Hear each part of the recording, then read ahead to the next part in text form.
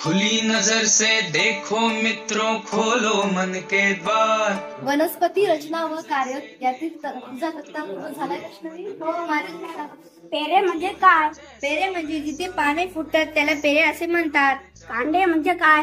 कांडे म्हणजे दोन पेऱ्यातील अंतराला कांडे असे म्हणतात. चला आपण मोजूया. जैसा वैसा क्यों है इस पर करो विचार।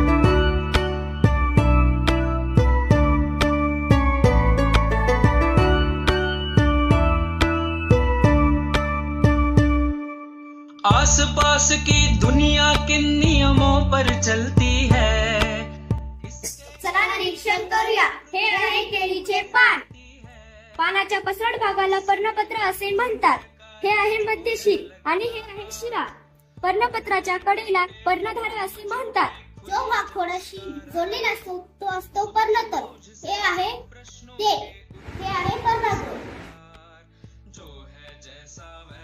चला निरीक्षण करूया.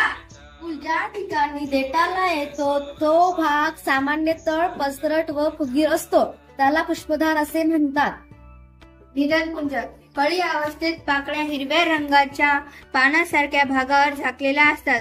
हे आवरण म्हणजे निधनपुंज होय.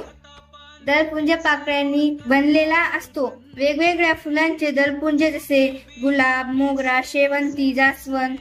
दलपुंजाचे आकार, गंध व रंग याचे निरीक्षण करा. पुमग फुलाचा हा पुल्लिंग भाग असून तो पुकेसराचा बनलेला असतो. त्यात परागकोश व वृत्त असतात. जायम फुलाचा हा स्त्रीलिंगी भाग असून तो स्त्रीकेसराचा बनलेला असतो. त्या कुक्षी वृत्त व अंडाशय असते. जो है जैसा वैसा क्यों है इस पर करो विचार।